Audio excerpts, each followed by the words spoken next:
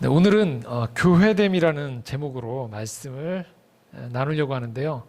저희가 믿음, 소망, 사랑 시리즈에서 지난주까지 14주였나 15주였나에 걸쳐서 사도신경을 가지고 우리가 무엇을 믿는지에 대해서 함께 저희가 말씀을 나누었고요. 마침 다음 주가 저희가 2016년 10월 9일에 창조의 정원 이 공동체가 이곳에서 예배를 시작했는데 이제 예배 공동체로 드리다가 다음 주에 이제 정식으로 저희가 11월 18일에 설립 예배를 드리게 됩니다. 그래서 설립 예배 전에 오늘 정식으로 다음 주 설립 예배 드리기 전에 진정한 우리 공동체의 교회됨, 창조의 정원이 지향하는 것들, 이 땅에 교회가 세워져야 되는 것들이 과연 어떤 모습인지에 대해서 함께 살펴보면서 기도의 마음을 갖고자 저희가 교회됨이라는 주제를 가지고 본문은 에베소 4장 31절부터 5장 2절까지의 말씀을 가지고 함께 이 시간 은혜를 나누고자 합니다. 자, 한 2주 안에 이 국민적인 또 공분을 일으키는 사건 하나가 일어났었습니다. 그것은 한 인터넷 업체의 회장이 엽기적인 행각을 벌인 거죠. 갑질 중에 갑질을 벌였습니다. 야유회 가서 직원들에게 살아있는 이 가축들을 직접 잡는 거를 막 시키기도 하고요. 굿하는 기본이었죠. 그리고 어두컴컴한 방에 직원들을 몰아넣고 여직원까지 같이 집어넣고 이 공포 영화를 막 주기적으로 보여주면서 막 직원들이 자지러지는데도 불구하고 계속 보도록 요청한다든지 이 관련 기사들을 보니까 도무지 상식적으로는 이해하기 힘든 이 기이한 일들을 참 많이 벌였었습니다. 자, 우리는 이런 사건들을 접하면서 이런 생각을 해요. 과연 그곳에 있는 구성원들은 어떻게 이렇게 오랜 시간 동안 이런 말도 안 되는 황당한 일들을, 갑질들을, 인격의 침해, 또 사람의 존엄성들을 해치는 일들을 이렇게 장시간 동안 10년도 넘게 견뎌올 수 있는가를 생각해 볼 수 있어요. 당연히 생계 때문이죠. 먹고 사는 것 때문에, 자녀 때문에, 또 다른 직장의 문제 때문에 이 부당한 일들, 이 말도 안 되는 분위기들을 참으면서 공동체 생활을 해온 거죠. 그런데 제가 그럴 때 그 문화가 좋았다라고 생각하는 사람은 아마 단 한 사람도 없었을 거란 말이죠.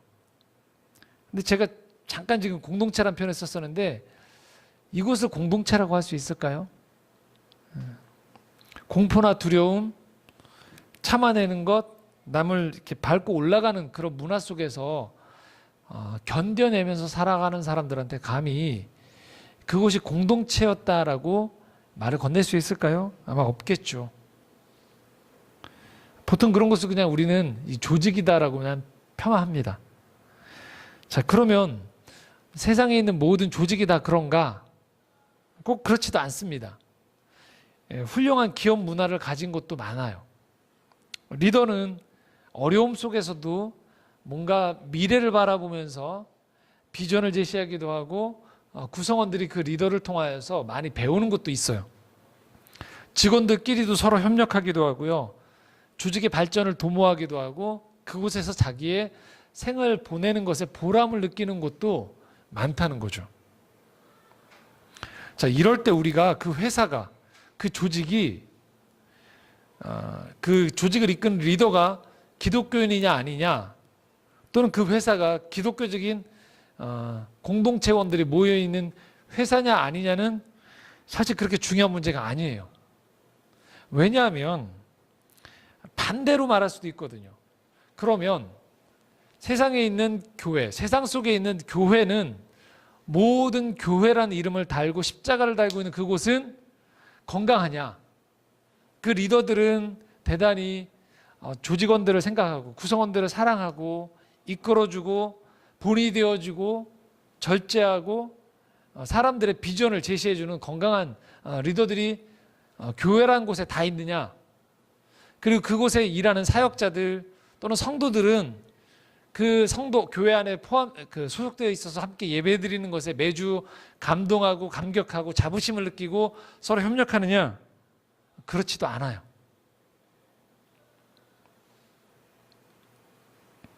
지난주에 저도 제가 아는 사역자들, 크고 또 알려진 교회들 사역자들이 제가 동료들이 있기 때문에 이 교제를 나누면서 그 교회 안에 가지고 있는 불합리한 구조나 어떤 문제들 때문에 신음하는 얘기들을 많이 들었어요. 한참 동안 열변을 토하면서 어렵다는 얘기를 많이 들었단 말이죠. 자, 그러면 우리는 이렇게 얘기할 수 있는 거예요. 거기가 단순히 십자가를 내리꽂고 교회란 이름을 갖거나 기독교란 이름이기 때문에 거기가 건강하다라고 함부로 얘기할 수 없다라는 거예요. 건강한 공동체는 거기에 나름의 원리가 따로 있다라는 거예요, 분명히. 그래서 교회가 단순히 건강한 공동체냐의 문제만 가지고 집중하면 우리는 본질을 놓치게 돼요. 거듭 얘기하지만 교회에서도 그런 일이 못 벌어지고 있는 경우가 많고요. 교회 밖에서 오히려 건강한 것들을 훨씬 더 많이 보는 것들을 저도 보기 때문에 그렇습니다. 그렇기 때문에 이렇게 말씀을 드릴 수 있어요. 건강한 공동체라는 것은 교회됨에 있어서 필요 조건인 거예요. 참된 교회됨에 있어서 필요 조건인 거지 건강한 공동체가 교회의 충분 조건이 아니라는 거예요. 그러니까 우리 공동체가 건강한 공동체입니다 라고 얘기한다고 해서 그게 바로 건강한 교회다라고 얘기하는 것은 다른 문제라는 거예요. 그렇지만 건강한 교회, 참된 교회는 반드시 건강한 공동체는 돼야죠. 그렇지만 건강한 공동체됨이 됐다고 해서 그 교회가 반드시 교회답다 아닐 수 있다는 거예요. 부족하다라는 거예요. 그거 가지고는. 교회가 기독교 2000년 역사를 가진 동안에 오늘까지 교회됨을 이루어온 것은요, 단순히 교회가 건강한 공동체였기 때문에 이곳에 온 게 아니에요. 오늘도 전 세계에 흩어져서 많은 선교 사역을 하는 분들이 각 지역과 나라와 열방 속에서 교회를 세우는 게 단순히 그 지역 사회에 그 나라에 건강한 공동체를 세우기 위한 정도가 아니라는 거예요. 그래서 이렇게 말씀을 드릴 수 있는 거예요. 교회는 오로지 교회만이 할 수 있는 부르심이 있는 거예요.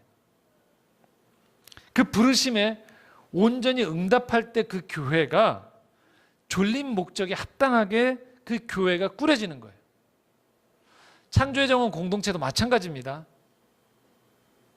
이 공동체가 시작했을 때 그냥 좀 더 참신한 공동체, 이름도 창조의 정원이라고 지었기 때문에 또 영화관과 함께 협력하기 때문에 이렇게 좋은 카페와 영화관 안에서 예배를 드리는 교회이기 때문에 좀 더 새로운 모델의 공동체가 되는 것,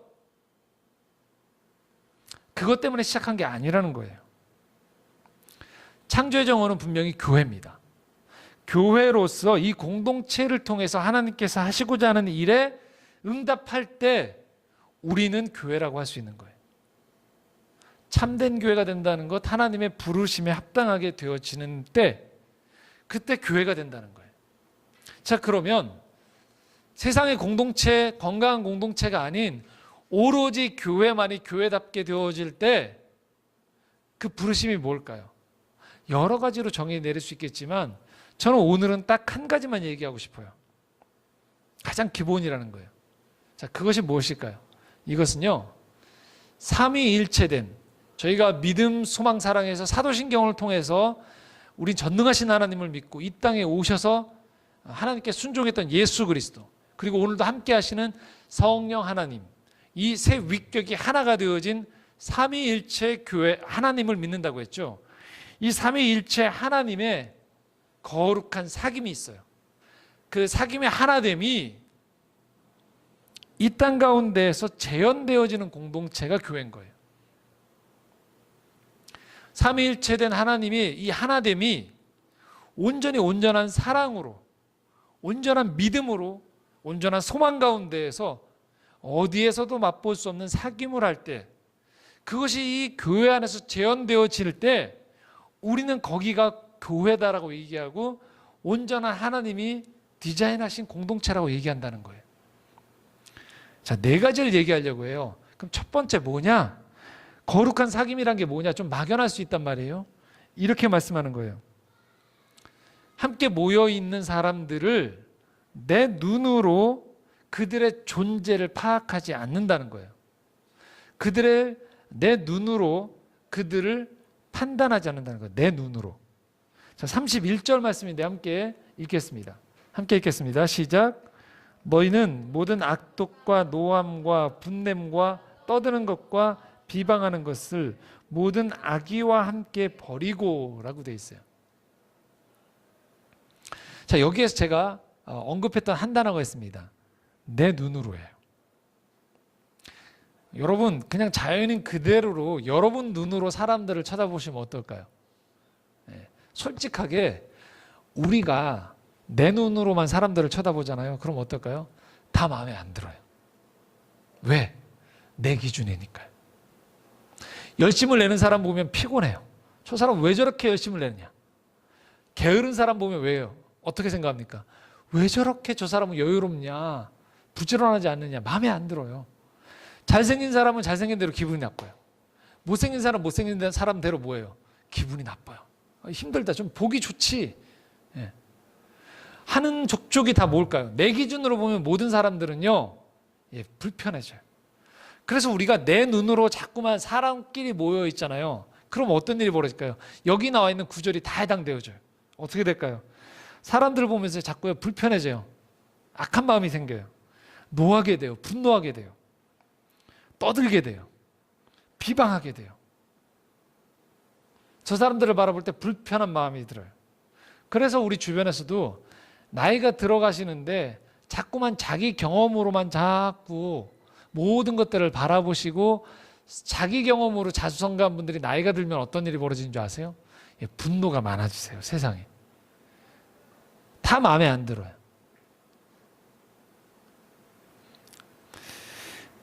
에노모토 히로야키라는요, 일본의 저자가 지난주에 나온 책이 한 권이 있어요. 제가 그 팟캐스트 때 하려고 하는 책인데요. 책 제목이 뭐냐면 이렇게 되어 있습니다. 정의를 밀어붙이는 사람이라는 책이에요. 정의를 밀어붙이는 사람. 정의란 단어는 참 괜찮은 단어죠. 좋은 단어죠. 필요한 단어예요. 그런데 정의를 밀어붙이는 사람이 있다는 거예요. 우리 주변에. 이렇게 얘기합니다. 정의로운 사람이 더 위험하대요. 희한하죠. 악의를 행하는 사람이 나빠야 되는데 일상에서 흔히 생각해 보면 정의롭다라고 얘기하는 사람들이 훨씬 더 주변 사람들을 피곤하게 하는 일들이 많다는 거예요. 자, 왜냐? 저자가 이렇게 얘기합니다. 흔히들 사람은 보고 싶은 것만 보고 싶어하는 동물이라는 거예요. 그러다 보니까 특히 정의라는 관점에서 자기가 정의롭다라고 생각하는 사람일수록 자기 관점에 집착한다는 거예요. 스스로 옳다고 여기는 기준에 상대방이 어긋나면 정의롭지 못하다고 판단하는 거예요. 그리고 타인의 잘못을 비난하는 자신의 행위의 정당성을 확보하기 위해서 어떤 일이 벌어지느냐? 계속 다른 사람의 잘못을 들추게 된다는 거예요. 그럴수록 점점 불편해지는 거예요. 예를 하나 드는데 이렇습니다. 소방차가 어떤 식당 앞에 서서 잠깐 세워두고 소방대원들이 식사를 하고 있어요. 그러면 지나가는 사람들은요, 이렇게 생각한다는 거예요. 어떻게 관용차를 두고서 저렇게 길거리에 세워놓고 사적으로 밥 먹는데 이용할 수 있는가라고 불평한다는 거예요. 불편해한다는 거예요. 사실은 그 소방대원들이 긴급 출동한 사이에 잠깐 끼니를 때우고 있는 사정이 있을 수 있거든요. 그런데 자기 기준으로 본다는 거죠. 누군가가 자신의 의견에 반대하면 상대방이 자신을 무시하거나 배척한다고 생각한다는 거예요. 호의적으로 평가했던 사람이 자신의 의견에 반대하면 배신자라고 생각한대. 내 편이 아니었구나. 어떻게 나한테 이럴 수 있지? 180도 달라진 공격적인 태도를 취하게 된다는 거예요. 왜?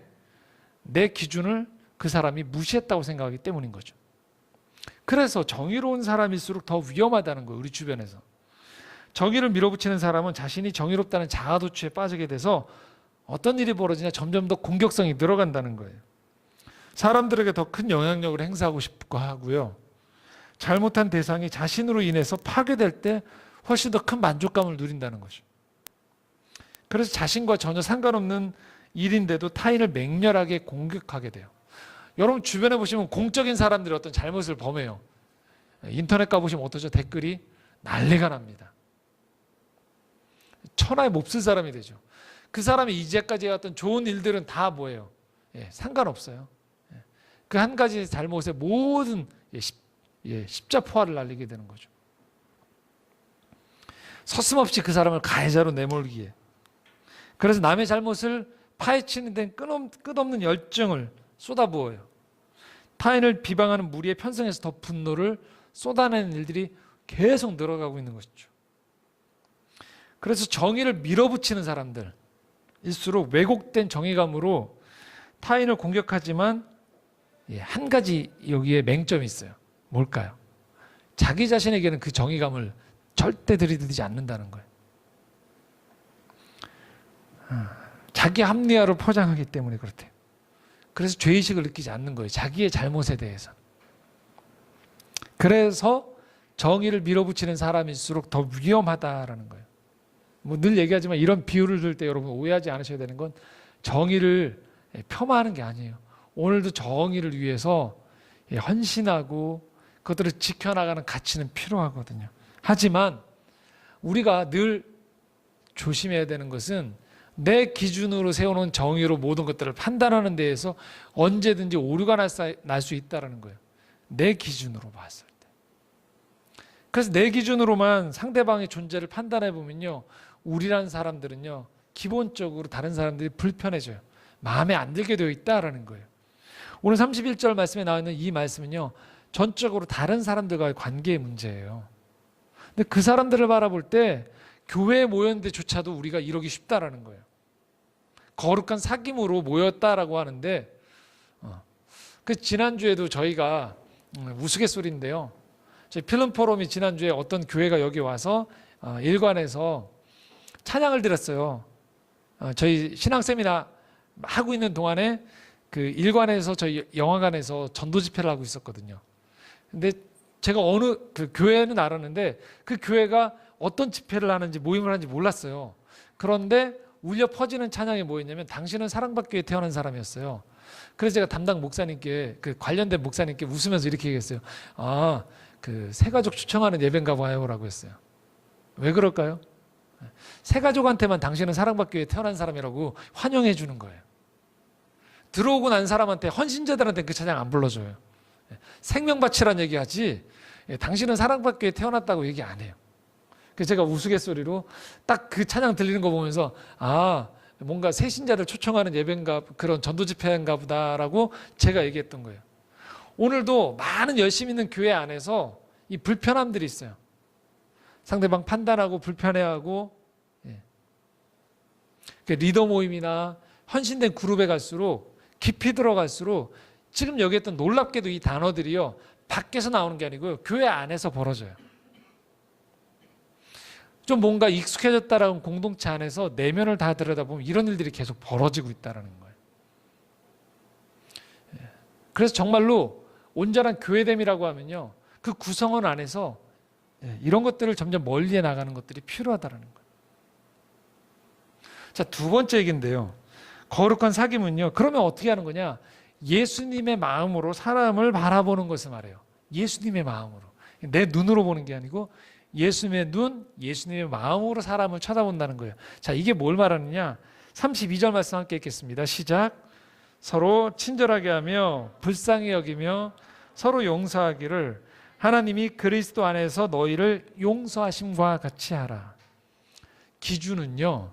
하나님이 그리스도 안에서 너희를 용서하심 같이 하라는 거예요. 우리 기준이 아니고요. 필립 얀시가 쓴 내가 알지 못했던 예수라는 책에 보면 친구 중에 한 사람의 예가 나오는데요. 필립 얀시 친구가 노숙자 사역을 했어요.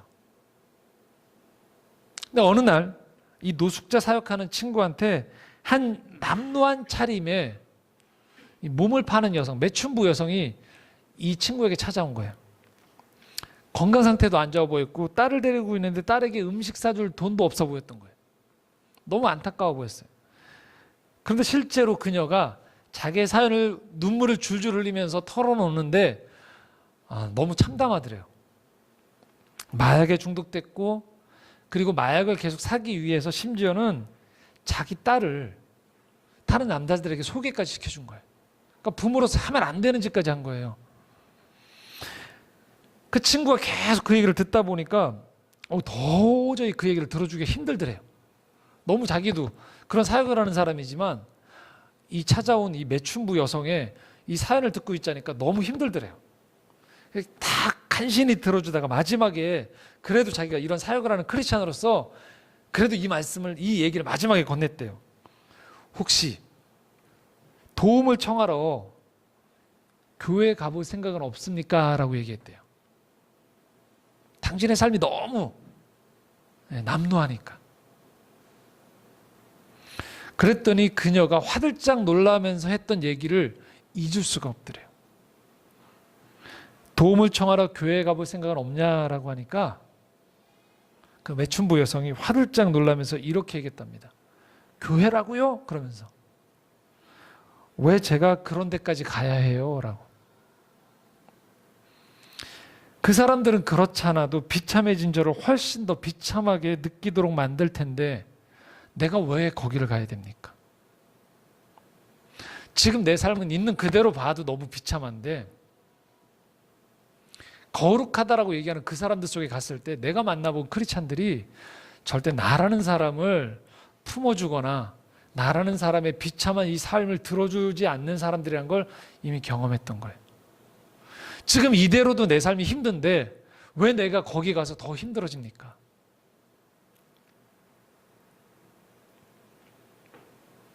이게 오늘날 우리가 가지고 있는 교회라고 하는 공동체가 가지고 있는 부족한 모습인 거죠. 서로 불쌍히 여겨주고 그 사람의 삶에 있는 사람들을 끌어안아주면서 그들 안에 있는 이야기들을 들어줄 준비가 우리가 안 되어 있는 것이죠. 이미 우린 준비가 된 사람들을 원하거나 이미 우리는 내 기준에 맞는 사람들 외에는 다 원 밖으로 밀어내는 데 익숙한 사람들인 거죠.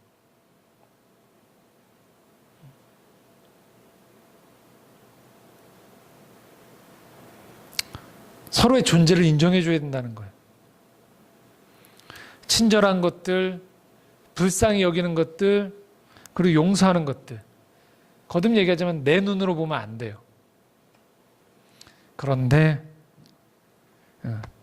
나를 받아주신 하나님의 눈으로 보면 우리가 달라질 수 있다는 거예요. 다른 사람들의 그 모자람들이나 부족함을 못 본 척하라는 게 아니에요. 우리는 보일 수밖에 없습니다. 그런데 하나님 안에서 나를 받아주신 것들을 보기 시작하면 그 사람의 모자람과 부족함과 못마땅함을 넘어서는 이 불쌍히 여김과 친절함과 용서함이 생긴다는 거예요. 사실 거꾸로 말하면 이런 거예요.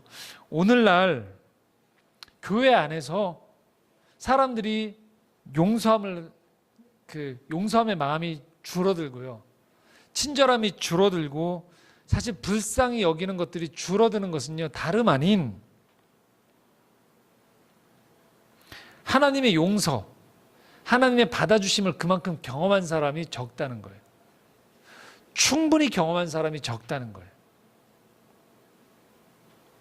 몇 번의 수련회나 몇 번의 집회를 통해서 몇 번의 신앙적인 체험을 하거나 성경공부를 몇 번 하고 나면 곧바로 교회에서 서둘러서 봉사를 통해서 하나님의 은혜에 보답하라고 계속 얘기한다는 거죠. 너무 서둘러요. 그래서 오늘도 저도 오랫동안 사역하면서 만나본 게 봉사를 오래 아주 헌신적으로 하는 사람들일수록 사실 목회자 입장에서 겁나는 경우들이 있어요.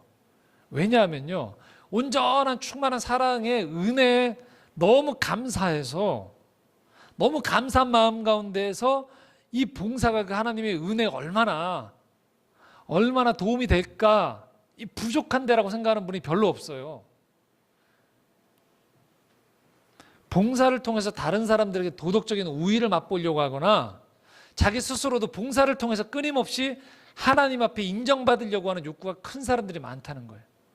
그러다 보니 교회 안에 왔을 때 사람들이 편안하게 용납받음보다요, 저 사람은 왜 일하지 않지? 저 사람은 왜 헌신하지 않지? 왜 저 사람은 더 깊은 곳에 와서 봉사하지 않지에 대한 불편한 마음들이 팽배해 있는 경우들이 많다는 거예요. 그렇게 될 때 그 사람의 봉사는요, 온전한 은혜에 기반한 내면의 부드러운 온유한 마음을 가지고 봉사하는 것이 아니고요, 경직되기 쉬워요. 이렇게 하지 않으면 하나님도 나를 받아주지 않고 내 주변의 사람도 봉사하는 사람들을 바라보면서 너는 왜 그렇게 하면 하나님 앞에 칭찬받을 수 있겠느냐는 불편한 마음들이 있으면서 봉사가 어느새 하나님 앞에 인정받는 수단이 되어버리는 거예요.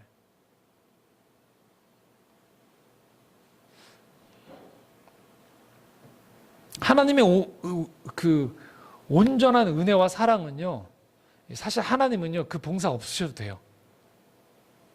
그런데 하나님은 우리라는 존재 자체가 기본적으로 너무 귀하기 때문에 오늘도 우리에게 은혜를 주시는 거예요. 거기에서부터 시작입니다. 그래서 저는 기꺼이 저희 창조의 정원도 하는 일이 별로 없지만 다음 주부터는 조금씩 봉사를 부탁드릴 거지만 힘드시면 하지 마시라는 얘기를 해요. 왜요? 그 봉사 없어도 하나님의 나라는 계속되어집니다. 오히려 온전한 하나님의 용납하심이 먼저예요. 그분의 그 사랑이 충만히 채워지는 것들이 오늘 여러분 안에 넘치기 이전에 여러분 어설프게 자꾸만 봉사를 볼모로, 봉사를 매개로 하나님과 거래하는 걸 중단해야 돼요. 그리고 우리도 다른 사람들을 쳐다볼 때 기본적인 마음이 그 사람 자체를 불쌍히 여기고 그 사람 자체를 온전히 용납해 주는 것들이 필요하다는 것이죠. 주일날 예배 올 때 우리가 이런 마음이 들어야 되는 거예요. 여기 오시느라고 수고하셨어요. 한 주가 얼마나 힘드셨어요. 젊은 사람들이 이곳에 올 때 힘들었겠구나. 아이들과 오는 분들은 아이들과 오시느라 힘들었겠구나. 직장 생활하는 분들은 직장 생활하는 가운데 이곳에 오는 것들이 힘들었겠구나라는 우리가 서로가 서로를 바라보면서 긍휼의 마음이 들어야 된다는 것이죠. 그 가운데서 우리가 서로를 존귀히 여기기 시작할 때 우리의 예배는 달라지는 거예요. 우리의 교회 생활은 달라지는 것이죠. 그래서 저도 목사로서 늘 주일 예배를 준비하면서 하나님 앞에서 점검하는 것이 있어요. 오늘 예배가 목사라는 이 직임 때문에 오는 의무감인가, 아니면 한 분 한 분 오시는 성도분들을 기뻐하면서 맞아들일 수 있는가의 문제인가라는 거죠. 당연히 사람의 몸을 입고 있기 때문에 사람들이 더 많이 온 주는 더 좋죠. 하지만 얘기한 대로 예수님의 눈으로 이것들을 바라볼 때는요, 달라져요. 몇 분이 오셨든 한 분 한 분이 너무나도 존귀하다는 것이죠.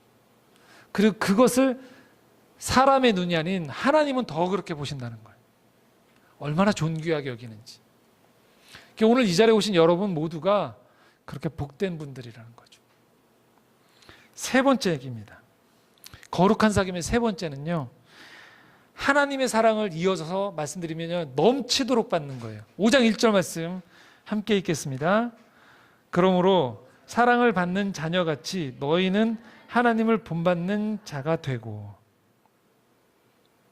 사랑을 받는 자녀같이 너희는 하나님을 본받는 자가 되라는 거예요.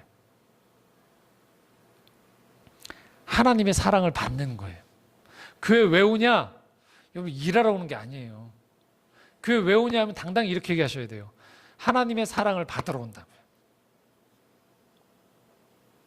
못 받는 것 같으면 요청하세요.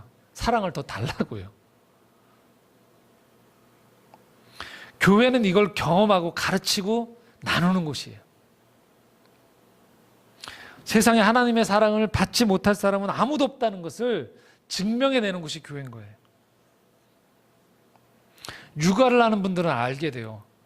어릴 때 충분한 사랑을 받은 사람들은요, 성인이 되어서도 그렇게 나눠줘요. 그런데 어릴 때 충만한 사랑을 제대로 못 받으면 어떻게 될까요? 사랑에 끊임없이 집착하게 돼요. 신앙도 마찬가지예요. 우리 초신자일 때 왜 우리가 충만한 사랑을 주고 왜 신앙생활하면서 봉사하는 분들한테 더 많은 은혜를 줘야 되느냐? 우리가 그렇게 일하는 섬기며 힘든 일이기 때문에 그래요.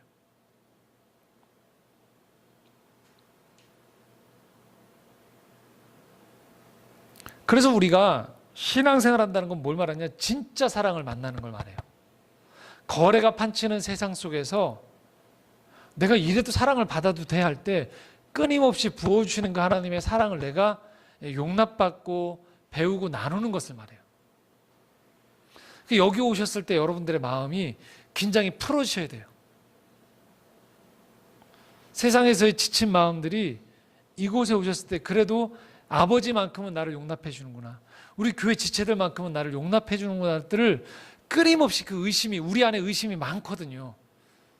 깊이 뿌리 박혀 있습니다. 우리 안에 종교적인 심성은요, 끊임없이 이 정도 가지고는 안 된다는 얘기들을 계속해요. 어떠한 것 때문에 내가 지금 끊임없이 지금 이렇게 인생이 꼬이고 있다고 생각하게 만들어요. 그런데 하나님의 사랑은요, 끊임없이 그럴 때 매주 여러분들을 매 순간순간 끊어내요. 그리고 내가 너를 사랑한다고 얘기하세요. 그게 하나님의 사랑이에요.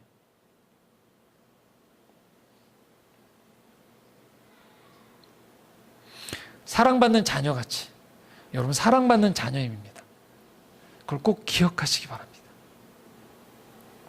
마지막입니다. 그것은요, 거룩한 사귐의 네 번째는요, 바로 그렇게 충만하게 넘치도록 받은 사람들이요 하는 것이 뭐냐면, 예수님이 하시는 것처럼 사랑을 행하는 거예요. 5장 2절 말씀입니다. 함께 읽겠습니다. 그리스도께서 너희를 사랑하신 것 같이 너희도 사랑 가운데에서 행하라. 그는 우리를 위하여 자신을 버리사 향기로운 제물과 희생 제물로 하나님께 드리셨느니라. 여기서 이렇게 얘기해요. 제물을 드리듯이 그렇게 사랑을 행하는데요, 어느 정도 수준으로 하는 거냐면요, 그리스도께서 자신을 버리듯이 하는 거예요. 그러니까 여러분 순서를 잘 구분하셔야 돼요. 자꾸 우리의 그 신앙생활 할 때, 봉사하실 때, 섬길 때, 세상에서 그리스도인답게 살아가라고 할 때도요, 우리들한테 숨이 턱턱 막히면 안 된다는 거예요. 자꾸 우리한테 이 답게라는 단어가요, 올무가 돼요. 그리스도인답게, 예수 믿는 사람답게라는 게 자꾸 올무가 되니까요, 뭐냐면요, 차라리 이럴 바에는 예수를 믿지 말걸 돼요. 예수 믿지 않은 내 친구들이 훨씬 더 자유로운데라고요. 전제가 세 번째 얘기했듯이요, 이런데도 하나님이 나를 받아주심을 내가 경험해야 돼요. 받다 보니까요, 너무 미안한 거예요. 이래도 되나 싶을 정도인 거죠. 그럴 때 그 미안함과 감사함과 감격함이 넘칠 때 이제 나서는 거예요. 그게 뭐예요? 향기로운 제물이 되는 거예요. 안 아까운 거예요. 희생 제물이 돼도 안 아까운 거예요. 왜? 그분이 나를 어떻게 섬겨주시고 사랑했는지 아니까요. 그래서 우리가 사랑하고 섬기는 수준이요, 세상 사람들이 섬기는 수준을 뛰어넘는 깊고 넓고요, 헌신이 되어지는 차원으로 가야 돼요. 저 정도는 예수 안 믿는 건강한 공동체에서 나온다 정도 가지고서요 사람들이 감동할까요? 아니에요. 오늘 왜 사람들이 교회 안 나올까요? 저거 밖에서도 다 하거든요. 위문품 주고 사진 찍고 이런 거 다 하거든요. 바자회 다 한단 말이에요. 바자회 하지 말라는 얘기가 아니고 그거 가지고 다 했다라고 얘기한다면 안 된다는 거예요. 체육대회 다 하거든요. 수련회도 다 하고요. 다 합니다. 그 정도 가지고 얘기하면서 하나님의 사랑을 여러분 받아들이라니까 사람들이요 안 하거든요. 왜요? 맛있는 음식, 잘 차려진 시설, 여러 가지 재미있는 활동들이요 밖에 훨씬 재미있고요, 훨씬 더 세련됐고 훨씬 더 정교합니다. 오늘날 기독교의 위기는 뭘까요? 자꾸 이걸 따라하는 거예요. 그게 아니라는 거예요. 저 사람은 왜 저렇게 하지 이해가 안 될 정도인데요, 그걸 하는 거예요. 그럴 때 예수님 외에는 설명이 안 되는 일을 할 때 사람들은요 거기에 마음을 열기 시작해요. 왜? 네가 왜 이렇게 하는데? 라고.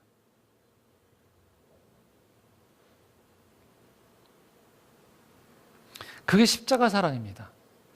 그럴 때 사람들은 이게 바로 기독교구나라는 것들을 정수로 맛보기 시작하는 거죠. 그 진짜를 가지고 겨루자는 거죠. 어제 신문에 그 장기려 박사님에 대한 얘기가 나왔었어요. 한 신문에. 이분이 그 독실한 기독교인인 의사인데요, 한국의 슈바이처라고 불리는 분입니다. 1911년에 6.25가 터지자 둘째 아들만 데리고 내려오신 거예요. 잠깐. 근데 그 이후에 38선이 그어져서 못 돌아가게 됐어요. 북의 아내와 가족들이 남아 있었어요. 남은 생을 부산에서 의사로 사셨어요.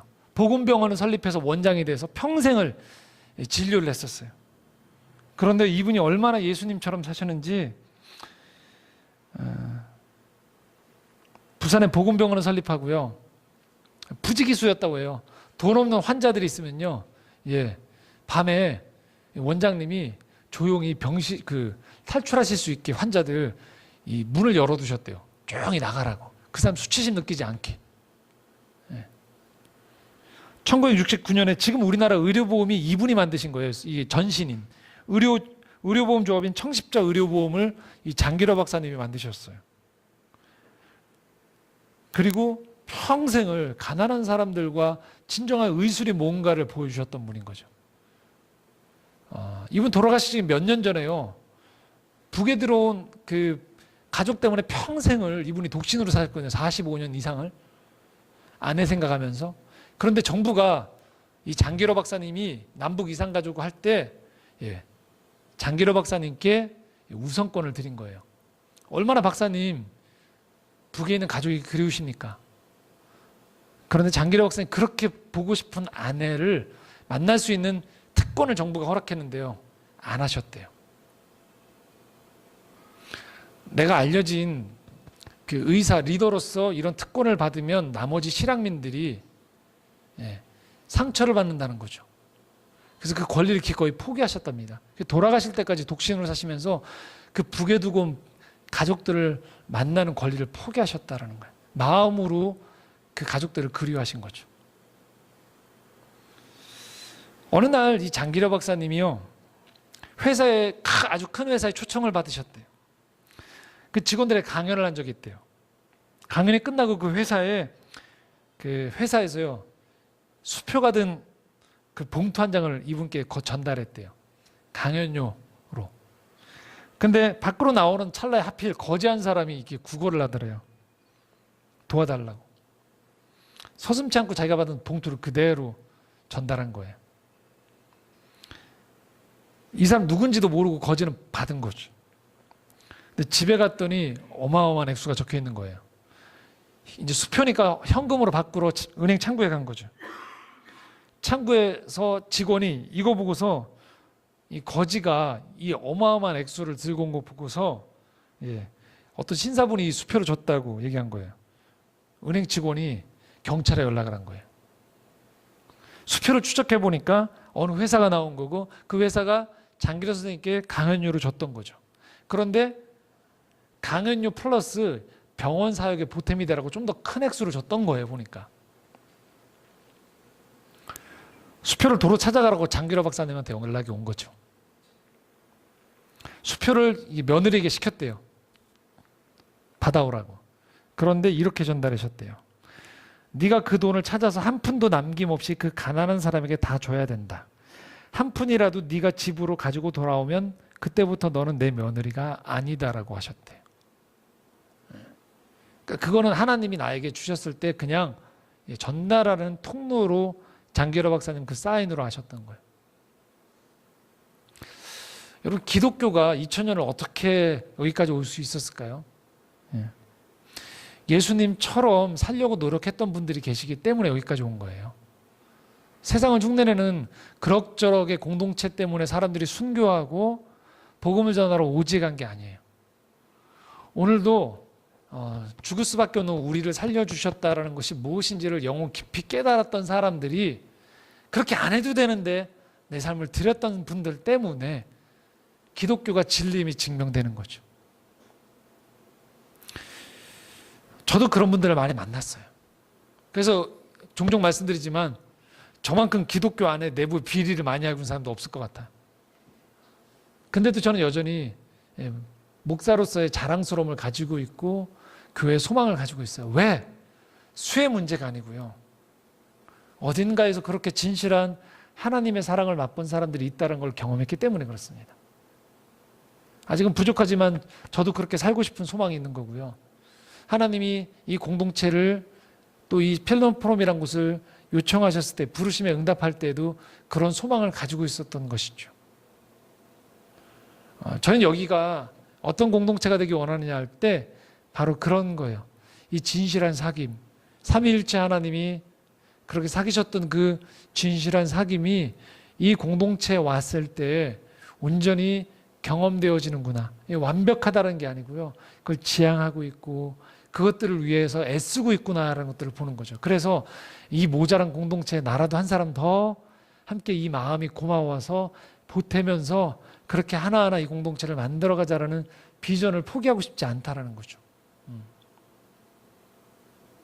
그렇게 한 분 한 분이 모여서 이 공동체가 이루어져 가고 있다라고 생각이 되어지고요.